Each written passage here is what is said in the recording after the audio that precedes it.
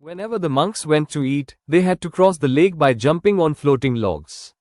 The rule was simple: their clothes should not get wet. A new boy, who had just arrived at the monastery, saw his companions crossing easily. He thought, "This looks so simple." But the moment he stepped on the log, he lost balance and fell straight into the water. Soaked and embarrassed, he quickly ran to the cafeteria. But at the gate, a senior monk stopped him and said, "No entry with wet clothes." The boy hurriedly removed his clothes and kept them on a stone pillar to dry. Once they were dry, he wore them again and finally entered, but by then all the monks had already finished their rice. He only found a basket with a little porridge in it.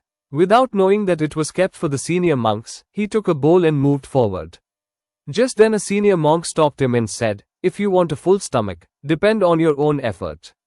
He was given a challenge to balance himself on the floating log while eating the porridge. But the poor boy couldn't balance and fell into the water again. The next day, when he thought no one was watching, he tried to sneak into the refectory by climbing the wall. But he was caught. The same senior monk threw him back into the water. Others standing nearby couldn't stop laughing. That night, the boy made a decision: enough is enough. I will prove myself. When everyone was asleep, he brought 2 wooden barrels, rolled them on the floor and began practicing balance.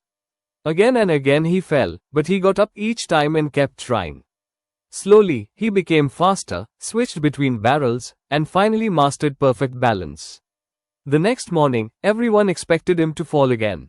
But to their surprise, the boy stepped lightly on the log, did a somersault, and crossed as if he was flying. The senior monk saw this and replaced the logs